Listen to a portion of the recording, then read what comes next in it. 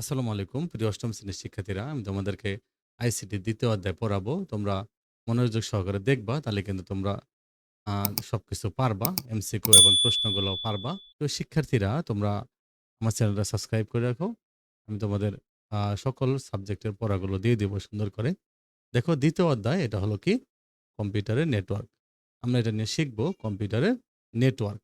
দেখো, নেটওয়ার্কের ধারণা কি, যে দুই বা ততোধিক কম্পিউটারকে যদি যোগাযোগের কোনো মাধ্যম দিয়ে একসাথে জুড়ে দিলে, যদি তারা নিজেদের ভেতর তথ্য কিংবা উপাত্ত আদান প্রদান করতে পারে, তাহলে আমরা সেটাকে কম্পিউটারের নেটওয়ার্ক বলতে পারি। তার মানে দুই বা ততোধিক কম্পিউটারকে কোনো মাধ্যম দিয়ে, যোগাযোগের কোনো মাধ্যম দিয়ে, সেটা ওয়্যারলেস হোক আর ওয়্যার হোক, কোনো মাধ্যম দিয়ে যদি আমরা একসাথে জুড়ে দেই, যদি তারা নিজেদের ভিতর তথ্য কিংবা উপাত্তগুলো আদান প্রদান করতে পারে, তাহলে আমরা সেটাকে নেটওয়ার্ক বলতে পারি। তাহলে বুঝতেই পারছো, তাহলে সত্যিকারের নেটওয়ার্ক আসলে ২-৩টা কম্পিউটার থাকে না, অসংখ্য কম্পিউটার থাকে। তো আজকাল এমন হয়েছে যে কেউ একটা কম্পিউটার কিনলে যতক্ষণ না সেটাকে একটা নেটওয়ার্কের সাথে জুড়ে দিতে পারে, ততক্ষণ তার মনে হতে থাকে কম্পিউটার ব্যবহারের আসল কাজটি বুঝি করা হলো না। তাহলে কম্পিউটার নেটওয়ার্কে যখন তথ্য দেওয়া নেওয়া হয়, তখন কিন্তু অনেক অনেক বড় কাজ হয়। একজন ব্যবহারকারী তখন কি করতে পারে? নেটওয়ার্কের অনেক কিছু ব্যবহার করতে পারে। যে রিসোর্স তার কাছে নেই, সেটাও সে নেটওয়ার্ক থেকে ব্যবহার করতে পারে। তার মানে নেটওয়ার্কে যুক্ত হলে এগুলো সে পারে। যেমন এখানে একটা নেটওয়ার্কের একটা পিকচার দিয়েছে, দেখো। একটি নেটওয়ার্ক, এখানে দেখো সার্ভার আছে। এখানে দেখো, এটা হলো সার্ভার, হ্যাঁ? এটা হলো সার্ভার। তারপরে এখানে দেখো প্রিন্টার কানেকশন আছে। তারপর ইন্টারনেট কানেকশন আছে। এখানে দেখো, এখানে সুইচ আছে, হ্যাঁ? তো গুরুত্বপূর্ণ জিনিস দেখো, এই যে সার্ভারের সাথে সুইচের কানেকশন থাকে, ঠিক আছে? এবার সুইচের সাথে অনেকগুলো ক্লায়েন্ট যুক্ত করা আছে। অনেকগুলো ক্লায়েন্ট, ১ টা ২ টা ৩ টা ক্লায়েন্ট সুইচ দিয়ে যুক্ত করা আছে। সুইচ আবার সার্ভারের সাথে যুক্ত আছে। সার্ভারের সাথে আবার প্রিন্টার, রাউটার এগুলো যুক্ত আছে। তাহলে এটা পুরা একটা নেটওয়ার্ক হয়ে গেছে। তাহলে নেটওয়ার্ক যদি তোমাদেরকে বলে যে একটা নেটওয়ার্কের চিত্র এঁকো, চিত্র এঁকে বর্ণনা দাও, অথবা নেটওয়ার্ক বলতে কি বুঝো চিত্রসহ ব্যাখ্যা করো। তাহলে তোমাদেরকে কিন্তু এই প্রশ্নটা লিখতে হবে, চিত্র একটা আঁকতে হবে, ঠিক আছে? শিখে দেখো, এরপরে দেখো কি বলছে। মানে নেটওয়ার্ক পুরোপুরি ধারণা পেতে হলে নেটওয়ার্কের সাথে সম্পর্ক আছে এরকম কিছু যন্ত্রপাতির কথা জেনে নেওয়া প্রয়োজন। যেমন সার্ভার। তো সার্ভার, দেখো কি, নেটওয়ার্কের সাথে রিলেটেড কিন্তু এগুলো, হ্যাঁ? যদি তোমাদেরকে বলে নেটওয়ার্কের সাথে সম্পর্কিত যন্ত্রপাতি এগুলো উল্লেখ করো বা বর্ণনা দাও, এটাও কিন্তু প্রশ্নের মধ্যে দিতে পারে। তো সার্ভার কি? সার্ভার নাম শুনেই বুঝতে পারছো এটা সার্ভ করে, তাই না? সার্ভার কি করে? সার্ভার হলো সার্ভ করে। অর্থাৎ সার্ভার হচ্ছে শক্তিশালী কম্পিউটার, যেটা নেটওয়ার্কের অন্য কম্পিউটারকে নানা রকম সেবা দিয়ে থাকে। একটি নেটওয়ার্কে কিন্তু একটি নয়, অনেকগুলো সার্ভার থাকতে পারে। তার মানে সার্ভার কি? সার্ভার হলো এক ধরনের শক্তিশালী কম্পিউটার। সার্ভারের সাথে দেখো, এবার দেখো ক্লায়েন্ট। দেখো, এই যে দেখো প্রত্যেকটা কম্পিউটার যে ব্যবহার করতেছে এগুলোই কিন্তু ক্লায়েন্ট। তার মানে কেউ যদি অন্য কারো কাছ থেকে কোনো ধরনের সেবা নেয়, মানে যে কোনো সেবা নিবে যদি কেউ, তাকে আমরা কি বলবো? ক্লায়েন্ট বলবো। এখন কম্পিউটার নেটওয়ার্কেও ক্লায়েন্ট শব্দের অর্থ মোটামুটি সেরকম। তার মানে যে কম্পিউটারগুলো কি করে সার্ভার থেকে কোনো ধরনের তথ্য নেয়, তাদেরকে বলে ক্লায়েন্ট। মনে করো যে এখানে দেখো সার্ভার সাথে অনেকগুলো, এই যে সুইচের মাধ্যমে অনেকগুলো কম্পিউটার যুক্ত করা আছে, ক্লায়েন্ট যুক্ত করা আছে। তাহলে হলো যে যদি কেউ যেসব কম্পিউটারগুলো সার্ভার থেকে কোনো ধরনের তথ্য নেয়, তাকে ক্লায়েন্ট বলে। মনে করো তুমি তোমার কম্পিউটার থেকে নেটওয়ার্ক ব্যবহার করে ইমেল পাঠাতে চাও, তাহলে তোমার কম্পিউটারও কিন্তু একটা ক্লায়েন্ট হবে। তো নেটওয়ার্কের যে কম্পিউটারটি ইমেল পাঠানোর কাজটুকু তোমার জন্য করে দেবে, সেটা হবে সার্ভার। তার মানে নেটওয়ার্কের যে কম্পিউটারটা ইমেল পাঠানোর কাজটা করে দেয়, সেটাই হলো সার্ভার। এক্ষেত্রে এই সার্ভারটি হলো একটা ইমেল সার্ভার। তাহলে তোমার ইমেল পাঠানোর কাজ করে দেবে। মিডিয়া দেখো, যে বস্তু ব্যবহার করে কম্পিউটারগুলো জুড়ে দেওয়া হয়, যে বস্তু ব্যবহার করে কম্পিউটারগুলো জুড়ে দেওয়া হয়, সেটা হলো মিডিয়া। মিডিয়া মানে মাধ্যম। এখন অবশ্যই সার্ভারের সাথে ক্লায়েন্টের একটা সম্পর্ক তৈরি করে দেওয়ার জন্য তার লাগবে অথবা কোনো কিছু মাধ্যম লাগবে। তাছাড়া তো কানেকশন দিয়ে অবশ্যই কানেকশন দিতে হবে, তাই না? তার মানে সার্ভারের সাথে যে যন্ত্রগুলো ক্লায়েন্টগুলোকে কানেকশন দিতে হবে। তার মানে সে যেগুলো দ্বারা কানেকশন দেওয়া হয় সেগুলোই মিডিয়া বা মাধ্যম। যেমন বৈদ্যুতিক তার হইতে পারে, তার দিতে কোএক্সিয়াল তার, হ্যাঁ? তার দিয়ে আবার অপটিক্যাল ফাইবার, এগুলো দিয়ে এগুলো কিন্তু আমরা কানেকশন দিতে পারি। এগুলো হলো কি? মিডিয়া বা মাধ্যম। সাধারণত ডিস লাইনের তার যে এগুলো কিন্তু কোএক্সিয়াল কেবল ইউজ করা হয়। ইন্টারনেট কানেকশনের জন্য অপটিক্যাল ফাইবার ব্যবহার করা হয়। কোনো মিডিয়া ব্যবহার না করেও তারবিহীন, আবার বর্তমানে ওয়াইফাই পদ্ধতিতেও কিন্তু কম্পিউটারকে নেটওয়ার্কে জুড়ে দেওয়া যায়। কারণ ওয়াইফাই হলো কি? Wireless Fidelity. তাহলে ওয়াইফাই এর মাধ্যমেও কি করা যায়? অনেকগুলো যন্ত্রকে কানেকশন দেওয়া যায়। তাহলে এগুলো হলো মিডিয়া। ওকে? এবার নেটওয়ার্ক ইন্টারফেস কার্ড মানে এনআইসি। এনআইসি এর পুনরূপ কি? Network interface card. আর ওয়াইফাই এর পুনরূপ হলো ওয়্যারলেস ফাইডেলিটি। মানে একটি কম্পিউটারকে সোজাসুজি কিন্তু আমরা একটা নেটওয়ার্কের সাথে যুক্ত করে দিতে পারবো না। সেটা করার জন্য কম্পিউটারের সাথে একটি নেটওয়ার্ক ইন্টারফেস কার্ড লাগাতে হবে। সেই কার্ডগুলো তখন মিডিয়া থেকে তথ্য নিয়ে ব্যবহার করার জন্য কম্পিউটারকে দিতে পারে। আবার কম্পিউটার থেকে তথ্য নিয়েও সেটা নেটওয়ার্কে ছেড়ে দিতে পারে। এটা হলো এনআইসি মানে নেটওয়ার্ক ইন্টারফেস কার্ড। আসলে এটা কিন্তু এখন মানে সাধারণত মাদারবোর্ডে একদম কানেক্টেড অবস্থায় থাকে। এবার হলো রিসোর্স দেখো, ক্লায়েন্টের কাছে ব্যবহারের জন্য যে সকল সুযোগ সুবিধা দেওয়া হয়, মানে ক্লায়েন্টের কাছে ব্যবহারের জন্য যে সকল সুযোগ সুবিধা দেওয়া হয় তার সবই হলো রিসোর্স। মনে করো কম্পিউটারের সাথে যদি একটা প্রিন্টার কিংবা একটা ফ্যাক্স মেশিন যুক্ত করলা, তাই না? এই যে প্রিন্টার বা ফ্যাক্স মেশিন যে যুক্ত করলা এগুলো কিন্তু কি? এগুলো হলো রিসোর্স। তো কম্পিউটার দিয়ে কেউ যদি সার্ভারে রাখা একটা ছবি আঁকার সফটওয়্যার ব্যবহার করে সেটিও কিন্তু রিসোর্স। যারা নেটওয়ার্ক ব্যবহার করে তারা শুধু যে রিসোর্স গ্রহণ করে তা নয়। তোমার কাছে যদি কোনো গুরুত্বপূর্ণ তথ্য থাকে বা মজার ছবি থাকে এবং সেটা যদি তুমি নেটওয়ার্কের মাধ্যমে যদি অন্যরা ব্যবহার করতে পারে তোমার কাছ থেকে, তাহলেও সেটা কিন্তু একটা রিসোর্স হয়ে যাবে। ইউজার দেখো, সার্ভার থেকে যে ক্লায়েন্ট রিসোর্সগুলো ব্যবহার করে সে হলো ইউজার বা ব্যবহারকারী। তো যে হলো মানে সার্ভার থেকে যে ক্লায়েন্টগুলো রিসোর্স ব্যবহার করতেছে সে হলো ইউজার বা ব্যবহারকারী।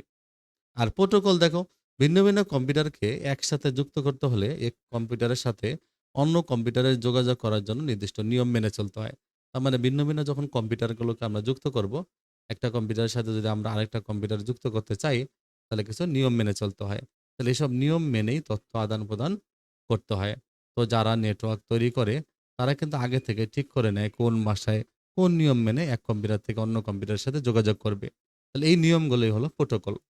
যেমন ইন্টারনেটে ওয়েব পেজ ব্রাউজ করার জন্য প্রোটোকল হলো কি? Hyper text transfer protocol, HTTP. HTTP তাহলে এইচটিটিপির পুনরূপ কি? Hyper text transfer protocol. তাহলে এটা মেনটেন করতে হয়। যেমন তুমি যদি ইন্টারনেটে ব্রাউজ করতে চাও তাহলে তোমাকে কিন্তু একটা দেখবা অ্যাড্রেস লিখতে হয়। তো অ্যাড্রেস লিখলে সেখানে কিন্তু শুরুতে দেখবা তুমি তো হয়তো www ডট তারপরে অ্যাড্রেসটা লিখছো। কিন্তু এর আগে কিন্তু এইচটিটিপি দিয়ে দেখবা যে আ সার্চ দ্যাট আছে, তারপর ২ টা স্ল্যাশ আছে। তারপরে ওই ওয়েবসাইটের নামটা লেখা থাকে। তাহলে এই যে এইচটিটিপি এটা হলো প্রোটোকল। এটা হলো কি? প্রোটোকল। এই প্রোটোকল মেইনটেইন করেই মানে ইন্টারনেটে ব্রাউজ করা যায়। তাহলে আমরা এখানে অনেকগুলো জিনিস জানলাম যে প্রোটোকল কি, রিসোর্স কি, এনআইসি নেটওয়ার্ক ইন্টারফেস কার্ড কি, মিডিয়া কি, তারপরে ক্লায়েন্ট, সার্ভার এগুলো। তাহলে যদি বলে নেটওয়ার্কের সাথে সম্পর্কিত যেকোনো ২ টা বিষয়ের বর্ণনা দাও, এভাবে বলতে পারে। প্রোটোকল বলতে কি বোঝায়? যেকোনো একটা দিয়ে প্রশ্ন আসতে পারে, আবার এমসিকিউতেও আসতে পারে। এখন আমাদের সবচেয়ে গুরুত্বপূর্ণ যেটা হলো এটা হলো টপোলজি। একে বলতো টপোলজি। তো তোমরা সবাই জেনে গেছো যে কম্পিউটারের নেটওয়ার্কে অনেকগুলো কম্পিউটার একসাথে জুড়ে দেওয়া হয়। যেন একটি কম্পিউটার অন্য কম্পিউটারের সাথে যোগাযোগ করতে পারে। এখন জুড়ে দেওয়া কম্পিউটারগুলো অবস্থানের উপর ভিত্তি করে কম্পিউটার নেটওয়ার্কে অনেকগুলো ভাগে ভাগ করা যায়। এখন মানে কি করা হয়? কম্পিউটার নেটওয়ার্কে অনেকগুলো কম্পিউটার একসাথে জুড়ে দেওয়া হয়। এখন যে ব্যবস্থার মাধ্যমে জুড়ে দেওয়া হয় এটাই কিন্তু টপোলজি। এখন টপোলজি, এখন এর কম্পিউটারের নেটওয়ার্কে অনেকগুলো ভাগ আছে। যেমন কি জানো? যেমন হলো প্যান। প্যান মানে হলো personal area network. Personal area network. LAN, LAN হলো local area network. LAN. MAN হলো মেট্রোপলিটন এরিয়া নেটওয়ার্ক। আর ওয়ান হলো ওয়াইড এরিয়া নেটওয়ার্ক। তাহলে প্যান, ল্যান, ম্যান আর ওয়ান। তাহলে প্যান কি? Personal area network. ল্যান হলো লোকাল এরিয়া নেটওয়ার্ক। ম্যান হলো মেট্রোপলিটন এরিয়া নেটওয়ার্ক। ওয়ান হলো ওয়াইড এরিয়া নেটওয়ার্ক। ব্যক্তিগত পর্যায়ে যে নেটওয়ার্ক বা ব্লুটুথের মাধ্যমে তৈরি করে এটা হলো প্যান। যেমন তোমার কম্পিউটারের সাথে তোমার একটা প্রিন্টার, হ্যাঁ? তারপরে হলো যে তোমার একটা স্ক্যানার মেশিন এগুলো যে কানেকশন দিলা এটা প্যান হয়ে গেল। প্যান মানে পার্সোনাল এরিয়া নেটওয়ার্ক। একদম ব্যক্তিগত পর্যায়ে তোমার নিজের। আবার স্কুল, কলেজ এবং বিশ্ববিদ্যালয় বা বিভিন্ন প্রতিষ্ঠানে যে সকল নেটওয়ার্কগুলো ব্যবহার করা হয় সেগুলো তো পার্সোনাল না, তাই না? একজন ইউজ করে না। এটা হলো লোকাল এরিয়া নেটওয়ার্ক বা ল্যান। আর একটি শহরের মধ্যে মনে করো যে নেটওয়ার্কটা তৈরি করে, মনে করো ঢাকা শহরে এটা নেটওয়ার্ক, এগুলো হলো ম্যান বা মেট্রোপলিটন এরিয়া নেটওয়ার্ক। দেশ জুড়ে যে নেটওয়ার্ক এটা হলো কি? বা পৃথিবী জুড়ে যেটা নেটওয়ার্ক এটা হলো ওয়ান। ওয়ান হলো ওয়াইড এরিয়া নেটওয়ার্ক। তাহলে এই নেটওয়ার্কের অন্তর্গত কম্পিউটারগুলো জুড়ে দেওয়ার জন্য অনেক পদ্ধতি আছে। তার মানে কম্পিউটারগুলো যোগাযোগ করার জন্য নেটওয়ার্কের সাথে যুক্ত করা হয়।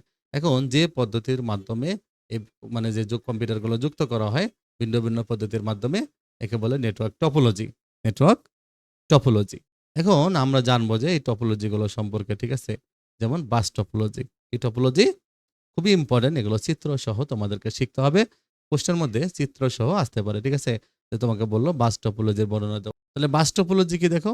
এখন এই টপোলজিতে একটা মূল ব্যাকবোন থাকে। দেখো এই যে এটা হলো মূল একটা ব্যাকবোন। এটা একটা মূল ব্যাকবোন। দেখছো মাঝখানে একটা মূল ব্যাকবোন আছে। একটা মূল ব্যাকবোন, একটা মূল লাইন আছে। মূল ব্যাকবোন বা মূল লাইন থাকে। এর সাথে কম্পিউটারগুলো, এই যে এগুলো মনে করো কম্পিউটার। প্রত্যেকটা কম্পিউটার। এই কম্পিউটারগুলো মূল লাইনের সাথে জুড়ে দেওয়া হয়েছে, দেখছো? এখন এই মূল লাইনের সাথে সবগুলো কম্পিউটার যুক্ত থাকে। এখন কোনো একটা কম্পিউটার সাথে যদি কোনো একটা কম্পিউটারের সাথে যোগাযোগ করতে হয়, মানে সে যদি যোগাযোগ করতে চায়, তাহলে কিন্তু কি করতে হবে? সব কম্পিউটারের কাছে তথ্য চলে যাবে। যেমন যেমন দেখো এই কম্পিউটারটা যদি কি করে? এই কম্পিউটারের কাছে তথ্য পাঠাইতে চায়। তখন কি করতে হবে? তখন সে কিন্তু তথ্য পাঠিয়ে দিবে এদিক দিয়ে। মূল লাইনের মাধ্যমে তথ্যগুলো যাবে। তখন এর কাছেও যাবে, আসার সময় এর কাছেও যাবে, এর কাছেও যাবে, এর কাছেও যাবে, লাস্ট জনের কাছে যাবে। তার মানে সবার কাছে তথ্যগুলো চলে যাবে। তার মানে এখানে সবার কাছে তথ্যগুলো চলে যায়। মানে সব কম্পিউটারের কাছে তথ্যগুলো চলে যাবে। তবে যার সাথে যোগাযোগ করার কথা কেবল সেই কম্পিউটারটি তথ্যটি গ্রহণ করবে। আর অন্য কম্পিউটার তথ্যগুলোকে নেগলেক্ট করবে, মানে উপেক্ষা করবে। তো মনে রাখতে হবে মূল ব্যাকবোন বা মূল বাস যদি নষ্ট হয়ে যায়, তাহলে সম্পূর্ণ নেটওয়ার্কটা অকেজো হয়ে যাবে। দেখো যদি মূল লাইনটা যদি ব্যাকবোন যদি নষ্ট থাকে, তাহলে কিন্তু কম্পিউটারে কিন্তু তথ্যগুলো পৌঁছাইতে পারবে না। ঠিক আছে? পুরা নেটওয়ার্ক ব্যবস্থা অচল হয়ে যাবে। এবার দেখো রিং টপোলজি দেখছো? এই যে রিং এর মতো মনে হচ্ছে, তাই না? তো নাম শুনেই বুঝতে পারছো যে রিং টপোলজি হবে কি গোলাকার, তাই না? নাকি?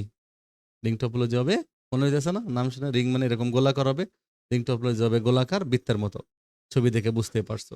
আসলে এই টপোলজিতে প্রত্যেকটা কম্পিউটার অন্য দুটি কম্পিউটারের সাথে যুক্ত। দেখো সবগুলা কম্পিউটার আরেকটা দুইটা কম্পিউটারের সাথে যুক্ত। যেমন এই কম্পিউটারটা দেখো, এই কম্পিউটারটা এই কম্পিউটারের সাথে আর এই কম্পিউটারের সাথে যুক্ত আছে তার দিয়ে। আবার এই কম্পিউটারটা দেখো এইটার সাথে আর এটার সাথে যুক্ত আছে। প্রত্যেকে দুইটার সাথে করে যুক্ত আছে। এই টপোলজিতে এক কম্পিউটার থেকে অন্য কম্পিউটারের তথ্য যায় একটা নির্দিষ্ট দিকে। মানে তথ্যগুলো একটা নির্দিষ্ট দিকে যাবে এখানে। যেকোনো এক দিকে যাবে। তবে মনে রেখো যে রিং টপোলজিতে কম্পিউটারগুলোকে কিন্তু বৃত্তাকারে থাকার দরকার নেই। তুমি যে কম্পিউটারগুলো বৃত্তাকারে রাখতে হবে তা না। কম্পিউটারে উল্টা-পাল্টাও থাকতে পারে। বিভিন্ন হ্যাঁ, একেকটা কম্পিউটার একেক জায়গায় থাকতে পারে। তবে অবশ্যই যেন একটা কম্পিউটার ২ টা কম্পিউটারের সাথে যুক্ত থাকে। তবে যদি সবসময় যদি কম্পিউটারগুলোর মাঝে বৃত্তাকার যোগাযোগ থাকে, তবে সেটা কিন্তু রিং টপোলজি হবে। যদি কোনো একটা কম্পিউটার নষ্ট হয়ে যায়, তাহলে কিন্তু সম্পূর্ণ নেটওয়ার্ক ব্যবস্থা বিকল হয়ে যাবে। এবার স্টার টপোলজি দেখো। স্টার টপোলজি কোনো নেটওয়ার্কের সবগুলো কম্পিউটার যদি একটি কেন্দ্রীয় হাব, এই যে মাঝখানে দেখতেছো না মাঝখানে? এই যে এটা হলো কেন্দ্রীয় হাব। ঠিক আছে? এটা হলো কেন্দ্রীয় হাব মাঝখানেরটা। তাহলে হলো যদি কোনো নেটওয়ার্কের সবগুলো কম্পিউটার যদি কি হয়? সবগুলো কম্পিউটার যদি কোনো একটা হাবের সাথে বা কোনো সুইচের সাথে যুক্ত থাকে, তাহলে সেটাকে বলবে স্টার টপোলজি। এটাকে বলবে স্টার টপোলজি। যেমন সেন্টারের সাথে সবাই কানেক্টেড। এটি তুলনামূলকভাবে একটা সহজ টপোলজি। এটা একটা সহজ টপোলজি এবং অনুমান করা যায় যে কেউ যদি খুব তাড়াতাড়ি সহজে মনে করো কেউ যদি খুব তাড়াতাড়ি সহজে একটি কম্পিউটার নেটওয়ার্ক তৈরি করতে চায়, তাহলে কিন্তু সে স্টার টপোলজি ব্যবহার করবে। এই টপোলজিতে একটি কম্পিউটার নষ্ট হলেও বাকি কম্পিউটার সচল থাকবে। মনে করো যে এটা নষ্ট হয়ে গেল, তাহলে বাকি কম্পিউটারগুলো কিন্তু যোগাযোগ করতে পারবে। কারণ হাব আছে। ঠিক আছে? সুইচ আছে। এখন কিন্তু যদি সুইচ নষ্ট হয়ে যায়, তাহলে কিন্তু পুরো নেটওয়ার্ক অচল হয়ে যাবে। ট্রি টপোলজি দেখো। ট্রি মানে হলো গাছ, তাই না? কাজে এই টপোলজিকে গাছের মতো দেখানোর কথা নাকি? তো ছবিটা একটু ভালো করে দেখলে তুমি বুঝতে পারবে। আসলে এটা কিন্তু গাছের মতো। গাছে যেরকম কাণ্ড থেকে ডাল, একটা ডাল থেকে অন্য একটা ডাল, সেখানে আরো ডাল বের হয়, এখানেও তাই। তবে এই টপোলজিতে একটা মজার বিষয় কি জানো? এখানে অনেকগুলো স্টার টপোলজি একত্র করা হয়ে যাবে এখানে। দেখো, যেমন প্রত্যেকেই দেখো, এই যে এই কম্পিউটারটা দেখো, এই কম্পিউটার এইটার সাথে আর এটার সাথে কানেক্টেড, তাই না? তাহলে একটা কম্পিউটার ২ টার সাথে কানেক্টেড থাকে তো আমরা স্টারে দেখেছি। আমরা দেখো এখানে আবার দেখো এখানে আবার এটার সাথে এটা কানেক্টেড। এখন এখান থেকে আবার ২ পাশে ২ টা গেছে। তার মানে এখন দেখো যদি এইটা যদি নষ্ট হয়ে যায়, তাহলে এতটুকু নেটওয়ার্ক ব্যবস্থা অচল হয়ে যাবে, হ্যাঁ? ঠিক আছে? এদের সাথে এদের কানেকশন অফ হয়ে যাবে। আবার যদি এটা নষ্ট হয়ে যায়, তাহলে কিন্তু এদের কানেকশন অফ হয়ে যাবে। আর কোন কারণে একটা কম্পিউটারের সাথে কানেকশন অফ হয়ে গেলে নেটওয়ার্ক ব্যবস্থা কিন্তু অচল হবে। মেশ টপোলজি দেখো। এটা হলো মেশ টপোলজি দেখছো? সবার সাথে সবার কানেক্টেড। এই টপোলজিতে কম্পিউটারগুলো একটি আরেকটির সাথে যুক্ত থাকে এবং একাধিক পথে যুক্ত হতে পারে। একদা প্রত্যেকের সাথে যুক্ত থাকবে। এখানে কম্পিউটারগুলো শুধু যে অন্য কম্পিউটার থেকে তথ্য দেন তা নয়, বরং সেটি নেটওয়ার্কের অন্য কম্পিউটারের মাঝে বিতরণ করে। যদি এমন হয় যে একটি নেটওয়ার্কের প্রতিটি কম্পিউটার, মনে করো যে একটি নেটওয়ার্কে যদি প্রত্যেকটা কম্পিউটার যদি সরাসরি যদি কি থাকে, নেটওয়ার্কভুক্ত অন্য সবগুলো কম্পিউটারের সাথে যুক্ত থাকে, তাহলে সেটাকে বলবে কমপ্লিট মেশ। এখানে ৬ টি কম্পিউটারের একটা কমপ্লিট মেশ দেখানো হয়েছে।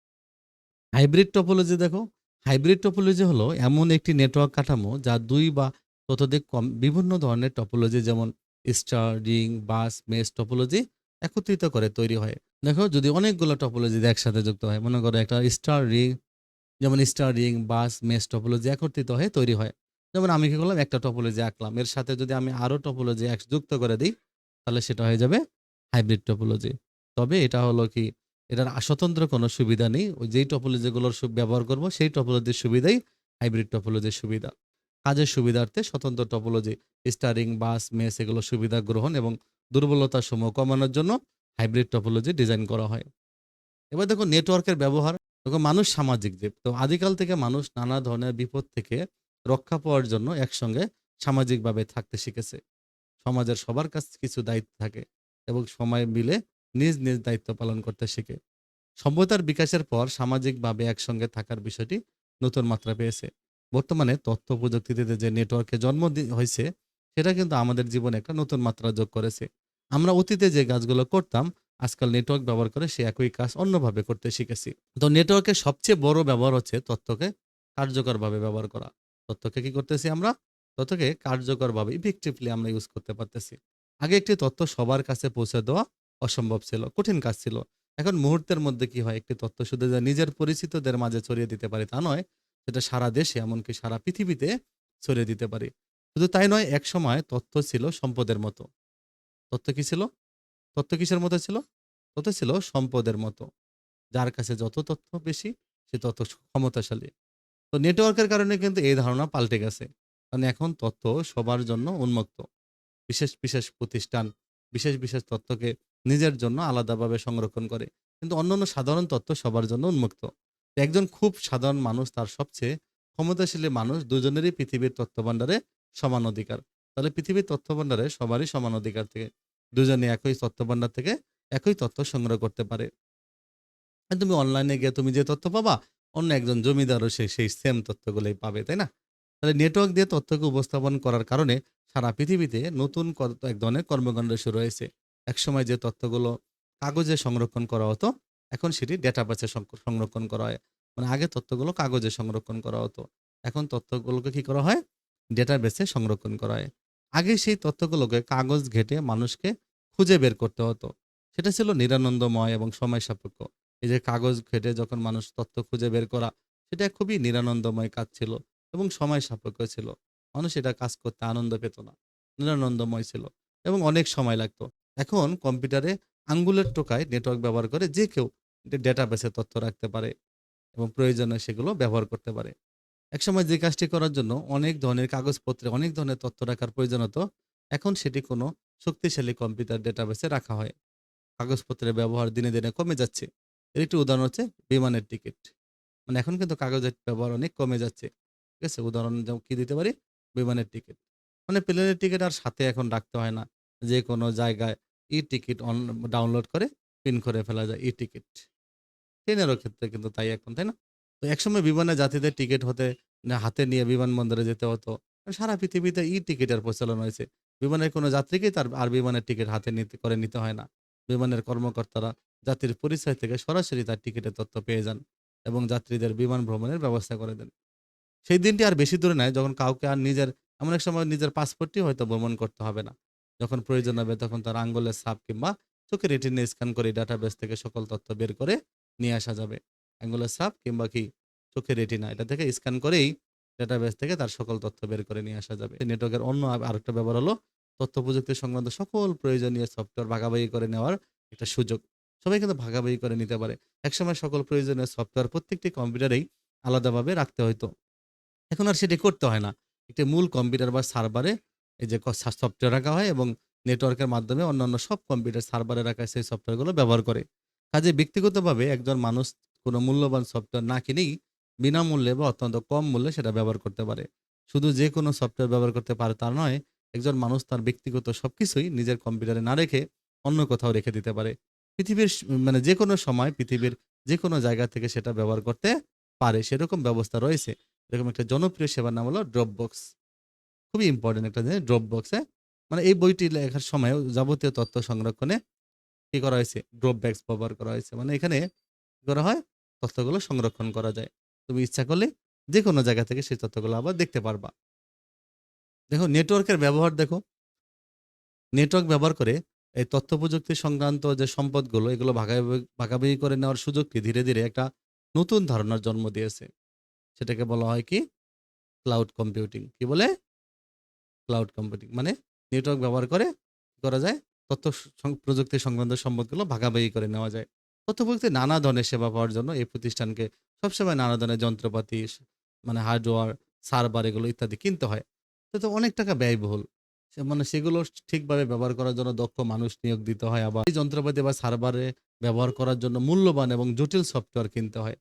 অনেক সময়ই একটি সেবার প্রয়োজন হয় খুব সাময়িক সময়ের জন্য এবং এই সাময়িক সময়ের সেবার জন্য প্রতিষ্ঠানকে অনেক খরচ সাপেক্ষে একটি প্রক্রিয়ার ভিতর দিয়ে যেতে হয়। শুধু তাই নয়, তথ্য প্রযুক্তি সংক্রান্ত যন্ত্রপাতি এত দ্রুত উন্নত হচ্ছে যে অনেক অর্থ দিয়ে নানা ধরনের যন্ত্রপাতি কেনার কয়েক বছরের মধ্যে দেখা যায় তার আর্থিক মূল্য কমে প্রতিষ্ঠানটি ক্ষতিগ্রস্ত হচ্ছে।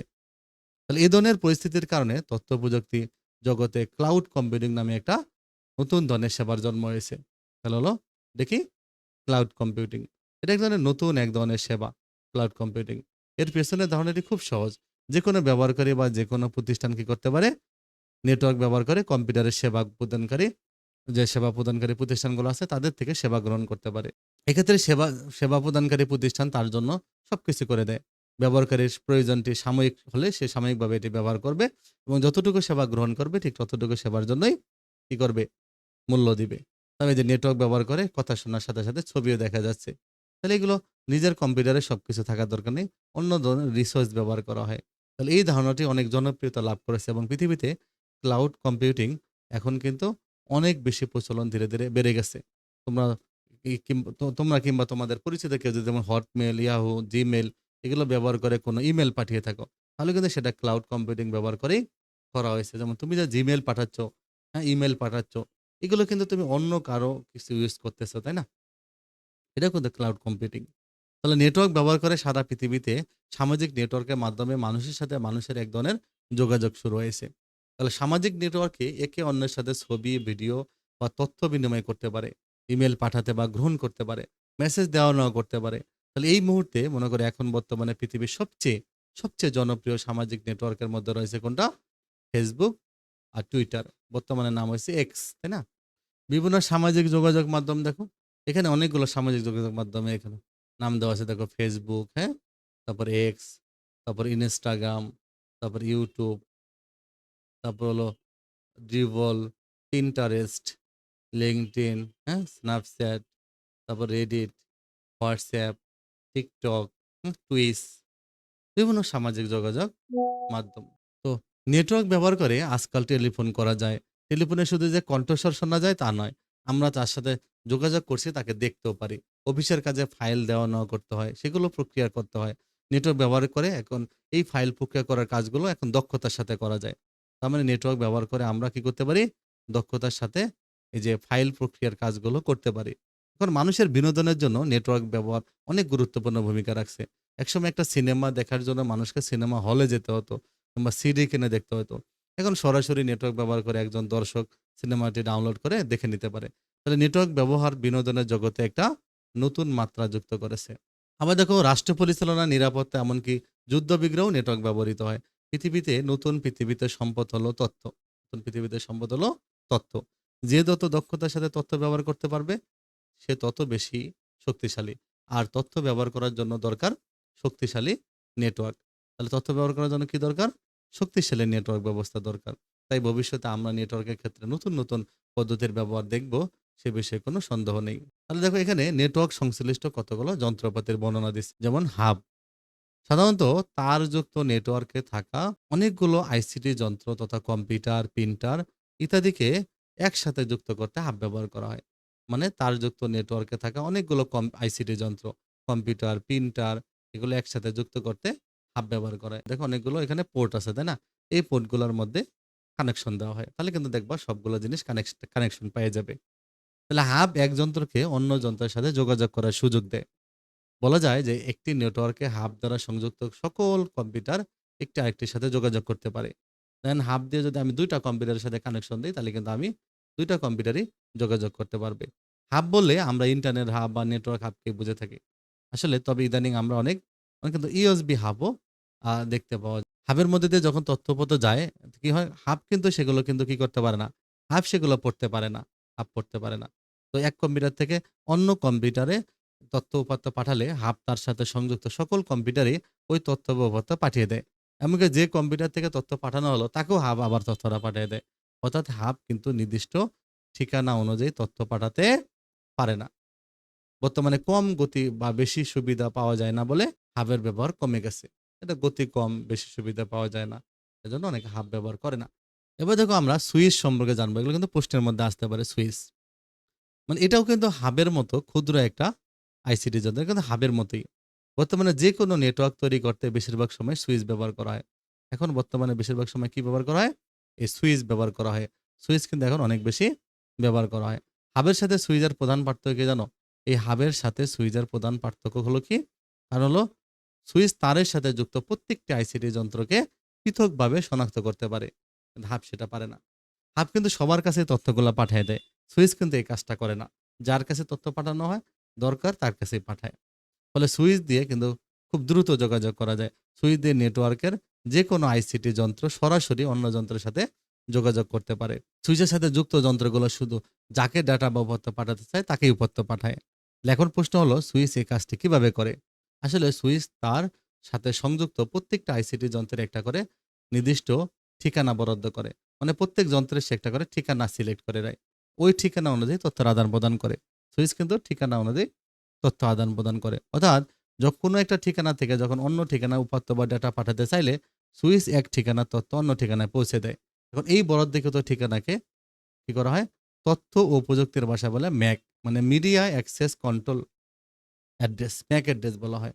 তো এই বরাদ্দকৃত ঠিকানাকে তথ্য প্রযুক্তির ভাষায় বলে ম্যাক অ্যাড্রেস মানে মিডিয়া অ্যাক্সেস কন্ট্রোল অ্যাড্রেস বলা হয়। উপরের শ্রেণীতে আমরা আরো বেশি করে জানতে পারবো ম্যাক অ্যাড্রেস কি। সুইচ হাবের চেয়ে অনেক দ্রুত গতিতে কাজ করতে পারে। এবার রাউটার দেখো, রাউটার তো তোমরা চিনোই, তাই না? রাউটার শব্দটি এসেছে মানে রাউট থেকে, ঠিক আছে? যা হার্ডওয়্যার ও সফটওয়্যারের সমন্বয়ে তৈরি। এটি নেটওয়ার্ক তৈরির কাজে ব্যবহার করা হয়। ইন্টারনেট কিন্তু অসংখ্য নেটওয়ার্কের সমন্বয়ে তৈরি, তাই না? একই প্রোটোকলের অধীনে কার্যরত দুটি নেটওয়ার্ককে সংযুক্ত করার জন্য রাউটার ব্যবহার করা হয়। তো বর্তমানে ইন্টারনেটে অসংখ্য রাউটার রয়েছে। রাউটারের প্রধান কাজ ডাটা বা উপত্যকাকে পথ নির্দেশনা দেয়। ধরো অস্ট্রেলিয়া অবস্থিত কোনো বন্ধুকে তুমি ইমেইলের মাধ্যমে কেউ একটা ছবি পাঠাইতে চায়। ছবিটি কয়েকটা ডেটা প্যাকেটে বিভক্ত করে ইন্টারনেটের মাধ্যমে বন্ধুর কম্পিউটারে পৌঁছাবে। এখন প্রতিটি ডেটা প্যাকেট বা গন্তব্যস্থলে ঠিকানা সংযুক্ত থাকে। তো ইন্টারনেটের যেহেতু জালের মতো গোটা পৃথিবী জুড়ে বিস্তৃত, তাই বিভিন্ন ডেটা প্যাকেট বিভিন্ন পথে গন্তব্যে পৌঁছাতে পারে। এখন একটি ডেটা প্যাকেট কোনো একটি রাউটারে পৌঁছালে পরবর্তী কোন পথে অগ্রসর হলে ডেটা সহজে এবং দ্রুত গন্তব্যে পৌঁছাবে তার পথ নির্দেশ দেয় ওই রাউটার। তো একটি উদাহরণ দিলে বিষয়টা তোমাদের কাছে হয়তো স্পষ্ট হবে। মনে করো তুমি বাংলাদেশ থেকে বিমানে করে এমন একটি দেশে যেতে চাও যেখানে বাংলাদেশ থেকে সরাসরি বিমানে যাওয়া যায় না। তখন কি হবে? বিমান কোম্পানি ১ম এ তোমাকে একটা সুবিধাজনক একটা গন্তব্যে নিয়ে যাবে। যেখান থেকে অন্য আরেকটি বিমান তোমাকে কাঙ্ক্ষিত দেশে পৌঁছে দিবে। তার মানে এটাই হলো কিন্তু রাউটারের কাজ। তো তুমি দেখো এখানে আরো কয়েকটা গুরুত্বপূর্ণ জিনিস হলো মডেম, তাই না? মডেম। এখন মানুষ কিন্তু মডেম ব্যবহার করে না, বুঝছো? এই পিন ড্রাইভের মতো দেখতে মনে হচ্ছে, তাই না? এটার পিছনে সিম লাগানো থাকতো, বুঝছো? তখন এখানে টাকা ভরে সিমের মতো। পরে এখানে এমবি কিনে, বুঝছো? যেমন আমরা যেমন মোবাইলে যেমন এমবি কিনি না? তাহলে এটার মধ্যে সিম ঢুকে এমবি কিনে এটা কম্পিউটারের সাথে সরাসরি কানেকশন দিয়ে ইন্টারনেট চালানো যায়। এটাই হলো মডেম। ইন্টারনেটের মাধ্যমে নেটওয়ার্কে যুক্ত থাকার জন্য গুরুত্বপূর্ণ একটা যন্ত্র হলো মডেম। একসময় খুবই জনপ্রিয় ছিল। এই যে ৮, ৯, ১০, ১২ র দিকে প্রচুর এই মডেমের জনপ্রিয়তা ছিল। মডুলেটরের মো এবং ডিমডুলেটরের ডেম এটা নেয়া হইছে মডেম। মডেম তার দ্বারা সংযুক্ত বা তারবিহীন প্রযুক্তিতে ব্যবহৃত হতে পারে। ইন্টারনেটের মাধ্যমে ডেটা বা উপাত্ত পাঠানোর জন্য এক ধরনের সিগন্যাল দরকার হয়। মডেম এটি এমন এক ধরনের নেটওয়ার্ক যন্ত্র মানে একটা নেটওয়ার্ক ডিভাইস যা কম্পিউটার হতে প্রাপ্ত ডিজিটাল সিগন্যালকে রূপান্তর করে অ্যানালগ সিগন্যালে এবং নেটওয়ার্কে প্রেরণ করতে পারে। আবার নেটওয়ার্ক হতে প্রাপ্ত অ্যানালগ সিগন্যালকে নেটওয়ার্ক থেকে প্রাপ্ত অ্যানালগ সিগন্যালগুলোকে আবার ডিজিটাল সিগন্যালে রূপান্তর করে কম্পিউটারে প্রেরণ করতে পারে। পূর্বে স্বল্প গতির ডায়াল আপ মডেম ব্যবহার করা হতো। হ্যাঁ? এই যে এগুলো ছিল ডায়াল আপ মডেম। হ্যাঁ? তারপরে এখন দেখো তারবিহীন মডেম। কোনো কানেকশন দেওয়ার দরকার নেই। ওয়্যারলেস এর মাধ্যমে কাজ করবে। তাহলে পূর্বে স্বল্প গতির ডায়াল আপ মডেম ব্যবহার করা হতো। বর্তমানে এর পরিবর্তে দ্রুত গতির তারযুক্ত ডিএসএল মানে ডিজিটাল সাবস্ক্রাইবার লাইন মডেম ব্যবহার করা হয়। এছাড়া বর্তমানে প্রচুর পরিমাণে ওয়াইফাই বা ওয়্যারলেস ফাইডেলিটি মডেমও ব্যবহার হচ্ছে। এই যে ওয়াইফাই এর পুনরূপ কি? Wireless Fidelity. এবার দেখো ল্যান কার্ড, এই দেখো তারযুক্ত ল্যান কার্ড। ২ টা বা অধিক সংখ্যক কম্পিউটারকে একসাথে যুক্ত করতে যে যন্ত্রটি অবশ্যই প্রয়োজন হয় তা হলো ল্যান কার্ড। না আমরা যদি কোনো নেটওয়ার্ক গড়ে তুলতে চাই তবে অবশ্যই ল্যান কার্ডের প্রয়োজন হবে। নেটওয়ার্কের সাথে যুক্ত একটি আইসিটি যন্ত্র থেকে অন্য একটা আইসিটি যন্ত্রে তথ্যপত্র পাঠাতে কিংবা গ্রহণ করতে ল্যান কার্ড লাগে। এক্ষেত্রে ল্যান কার্ডের ভূমিকা হলো ইন্টারপ্রেটরের মতো। ঠিক আছে? কিসের মতো? ইন্টারপ্রেটর। ইন্টারপ্রেটর আসলে কি জানো? এক ধরনের অনুবাদক প্রোগ্রাম। কম্পাইলার আর ইন্টারপ্রেটর এগুলো অনুবাদক প্রোগ্রাম। বর্তমানে প্রায় সব কম্পিউটার বা ল্যাপটপ বা আইসিটি যন্ত্রের মাদারবোর্ডে এই যে এই ল্যান কার্ড বিল্ট ইন অবস্থায় থাকে। তারপরে কিছু আইসিটি যন্ত্রে আলাদা করে ল্যান কার্ড সংযুক্ত করতে হয়। প্রযুক্তির উন্নয়নের ফলে এখন তারবিহীন ল্যান কার্ড খুবই জনপ্রিয়। এবার দেখো স্যাটেলাইট ও অপটিক্যাল ফাইবার দেখো। তোমরা সবাই জানো যে নেটওয়ার্ক শুধু একটা প্রতিষ্ঠান বা শহরের মাঝে সীমাবদ্ধ নয়, এমনকি একটি দেশের মাঝেও সীমাবদ্ধ নয়। নেটওয়ার্ক এখন সারা পৃথিবীতে ছড়িয়ে আছে। যার অর্থ পৃথিবীর যেকোনো জায়গা থেকে সিগন্যাল পৃথিবীর যেকোনো জায়গায় পৌঁছে দিতে হয়। কাছাকাছি জায়গা হলে বৈদ্যুতিক তার দিয়ে পাঠানো যেতে পারে। কিন্তু পৃথিবীর এক প্রান্ত থেকে অন্য প্রান্তে পাঠাতে হলে স্যাটেলাইট বা অপটিক্যাল ফাইবার সবচেয়ে কার্যকর পদ্ধতি। মানে এখন পৃথিবীর এক প্রান্ত থেকে অপর প্রান্তে আমি তথ্য পাঠাবো। তখন কি করা হয়? স্যাটেলাইট বা অপটিক্যাল ফাইবার সবচেয়ে কার্যকর পদ্ধতি। যেমন মহাকাশে ভাসমান কমিউনিকেশনে স্যাটেলাইট ব্যবহার করা হচ্ছে। স্যাটেলাইট কি দেখো? স্যাটেলাইট বা উপগ্রহ এগুলো মহাকাশের থেকে পৃথিবীকে ঘিরে ঘুরতে থাকে। পৃথিবীর মাধ্যাকর্ষণ বলের কারণে এটা ঘুরে। পৃথিবীর মাধ্যাকর্ষণ বলের কারণেই কিন্তু এটা কি করে? এটা ঘুরে এবং তাই এটিকে মহাকাশে রাখার জন্য কোনো জ্বালানি বা শক্তি খরচ করতে হয় না। মজার ব্যাপার কি জানো? যখন মহাকাশ যেমন যে স্যাটেলাইট ফর বাংলাদেশ, বাংলাদেশের যে স্যাটেলাইটটা মহাকাশে পাঠানো হয়েছে, এটা কিন্তু মহাশূন্যে ঘুরতেছে। তো ১ম এ যখন উঠছে তখনই কিন্তু এটা এনার্জি দিতে হইছে বাইরে থেকে। কিন্তু এরপরে কিন্তু কোনো জ্বালানি লাগে না। সে একাই কিন্তু ঘুরতেছে। পৃথিবী ঘুরতেছে তার সাথে সেও কিন্তু ঘুরতেছে। পৃথিবী তার কক্ষে ২৪ ঘন্টা ঘুরে আসে। স্যাটেলাইটকেও যদি ঠিক ২৪ ঘন্টায় একবার পৃথিবীকে ঘুরে আনা যায় তাহলে কিন্তু সেটা পৃথিবী থেকে মনে হবে স্থির। এ ধরনের স্যাটেলাইটকে বলা হয় জিও স্টেশনারি স্যাটেলাইট। যেকোনো উচ্চতায় জিও স্টেশনারি স্যাটেলাইট রাখা যায়। এটি প্রায় ৩৬,০০০ কিলোমিটার উপরে একটা নির্দিষ্ট কক্ষপথে রাখতে হয়। আকাশে যদি একবার জিও স্টেশনারি স্যাটেলাইট বসানো হলে পৃথিবীর এক প্রান্ত থেকে সেখানে সিগন্যাল পাঠানো যায় এবং স্যাটেলাইট কি করতে পারে? সেই সিগন্যাল অন্য প্রান্তে পাঠাতে পারে। তাহলে এই পদ্ধতিতে পৃথিবীর এক প্রান্ত থেকে অন্য প্রান্তে রেডিও, টেলিফোন, তারপর মোবাইল ফোন কিংবা ইন্টারনেটের সিগন্যাল পাঠানো হয়। তার মানে তোমার বাসায় যে তুমি রেডিও চালাও, যেমন সাপোজ রেডিও অন করলা, রেডিও গান বাজাচ্ছ। এটা কিন্তু কিভাবে আসছে? আমার রেডিও সেন্টারগুলো তাদের অ্যান্টেনার মাধ্যমে তথ্যগুলো একদম স্যাটেলাইটে মহাশূন্যে পাঠিয়ে দিছে। সেই স্যাটেলাইট থেকে তথ্যটা ফেরত আসছে তোমার এলাকার অ্যান্টেনাতে। তারপরে তোমার কি? তোমার তোমার তোমার হলো রেডিওর অ্যান্টেনাতে যায় বা তোমার টিভির অ্যান্টেনাতে যায় তথ্যটা। সেখান থেকে তুমি টিভিতে দেখতে পারো, ছবি দেখতে পারো। ১৯৬৪ সালে যখন এভাবে মহাকাশে ১ম বার জিও স্টেশনারি স্যাটেলাইট স্থাপন করা হয়, তখন যোগাযোগের ক্ষেত্রে একটা নতুন দিগন্ত উন্মোচিত হয়েছিল। বাংলাদেশেও একটি স্যাটেলাইট ২০১৮ সালে ১২ মে তারিখে মহাকাশে প্রেরণ করা হয়। স্যাটেলাইট প্রেরণকারী দেশের তালিকায় বাংলাদেশের অবস্থান কত? ৫৭তম। বাংলাদেশ স্যাটেলাইট 1 মানে BS-1 নামে পরিচিত। এই স্যাটেলাইট উৎক্ষেপণের মাধ্যমে একটা নতুন যুগের সূচনা হয়। তো স্যাটেলাইট দিয়ে যোগাযোগ করার ২ টা সমস্যা রয়েছে। এই স্যাটেলাইট দিয়ে যোগাযোগের ২ টা সমস্যা রয়েছে। সেটা কি? যেহেতু স্যাটেলাইটটা পৃথিবী থেকে অনেক উঁচুতে থাকে। তাই সেখানে সিগন্যাল পাঠানোর জন্য অনেক বড় অ্যান্টেনার প্রয়োজন হয় স্যাটেলাইটের ক্ষেত্রে। ২য় সমস্যাটা হলো কি? একটু বিচিত্র ধরনের সমস্যা। সেটা কি? পৃথিবী থেকে যে সিগন্যাল পাঠানো হয় সেটা হলো ওয়্যারলেস সিগন্যাল। তো ওয়্যারলেস সিগন্যাল দ্রুত বেগে গেলেও এই বিশাল দূরত্ব অতিক্রম করতে গিয়ে একটু সময় নেয়। তাই টেলিফোনে কথা বললে বা অন্য পাশ থেকে কথাটি সাথে বা না শুনে একটু পরে শোনা যায়। তো অপটিক্যাল ফাইবার দেখো। তো অপটিক্যাল ফাইবার অত্যন্ত সরু এক ধরনের প্লাস্টিক কাছের তন্তু। অপটিক্যাল ফাইবার কি? অপটিক্যাল ফাইবার হলো অত্যন্ত সরু এক ধরনের প্লাস্টিক কাছের তন্তু। তো অপটিক্যাল ফাইবার দিয়ে আলোক সিগন্যাল পাঠানো হয়। এটা দিয়ে কি করা হয়? আলোক সিগন্যাল পাঠানো হয়। ঠিক যেমন বৈদ্যুতিক তার দিয়ে বৈদ্যুতিক সিগন্যাল পাঠানো হয়, তেমনি অপটিক্যাল ফাইবার দিয়ে আলোক সিগন্যাল পাঠানো হয়। এখন তোমাদের নিশ্চয়ই প্রশ্ন জাগতে পারে যে অপটিক্যাল ফাইবারের মধ্যে দিয়ে কিভাবে আলোক সিগন্যাল পাঠানো হয়? আসলে তোমরা কিন্তু ওই যে বিজ্ঞান তোমাদের ছিল না? আলোর একটা অধ্যায়। পূর্ণ অভ্যন্তরীণ প্রতিফলন আছে সেখানে। তো এই পূর্ণ অভ্যন্তরীণ প্রতিফলনের মাধ্যমেই কিন্তু কি হয়? আলোক সিগন্যাল অপটিক্যাল ফাইবারের মধ্যে দিয়ে পাঠানো হয়। তো পূর্ণ অভ্যন্তরীণ প্রতিফলন কিভাবে কাজ করে দেখো। যেমন মনে করো যে মানে কি করে? এই যে সিগন্যালগুলো এভাবে ভিতর দিয়ে চলতে থাকে, হ্যাঁ? লাইনের ভিতর দিয়েই চলতে থাকে। এতে কি হয়? এতে কিন্তু সিগন্যালগুলো যখন পূর্ণ অভ্যন্তরীণ প্রতিফলন হয় এর ভিতরেই হয়। এতে কি এক্ষেত্রে সিগন্যালগুলো ঠিকভাবে পাঠানো যায়। দেখো বৈদ্যুতিক সিগন্যালকে ১ম এ আলোক সিগন্যালকে পরিণত করা হয়। এরপর আলোক সিগন্যালকে অপটিক্যাল ফাইবারের মধ্যে দিয়ে পাঠানো হয়। এখন অপর প্রান্তে আলোক সিগন্যালকে বৈদ্যুতিক সিগন্যালে পরিণত করা হয়। এভাবেই অপটিক্যাল ফাইবারের মধ্যে দিয়ে সিগন্যাল পাঠানো সম্ভব। মানে ১ম এ বৈদ্যুতিক সিগন্যালগুলোকে আলোক সিগন্যাল বানানো হয়। সেটা যন্ত্রের মাধ্যমে যাইতে থাকে। অপর প্রান্তে আবার ওই আলোক সিগন্যালকে আবার বৈদ্যুতিক সিগন্যাল বানানো হয়। তাহলে অপটিক্যাল ফাইবারের ভিতর দিয়ে অনেক বেশি সিগন্যাল পাঠানো সম্ভব। শুনে অবাক হবে যে একটি অপটিক্যাল ফাইবারের ভিতর দিয়ে একসাথে কয়েক লক্ষ টেলিফোন কল পাঠানো সম্ভব। তাহলে ইদানিং অপটিক্যাল ফাইবার যোগাযোগ এত উন্নত হয়েছে যে পৃথিবীর সব দেশে অপটিক্যাল ফাইবারের নেটওয়ার্ক দিয়ে একে অন্যের সাথে সংযুক্ত। অনেক সময় অপটিক্যাল ফাইবার পৃথিবীর এক মহাদেশ থেকে অন্য মহাদেশ নেবার সময় সেটাকে কি করা হয়? এক মহাদেশ থেকে অন্য মহাদেশ নেওয়ার সময় সেটা সমুদ্রের তলদেশ ব্যবহার করা হয়। এ ধরনের ফাইবারকে বলা হয় সাবমেরিন ক্যাবল। কি বলে? Submarine cable.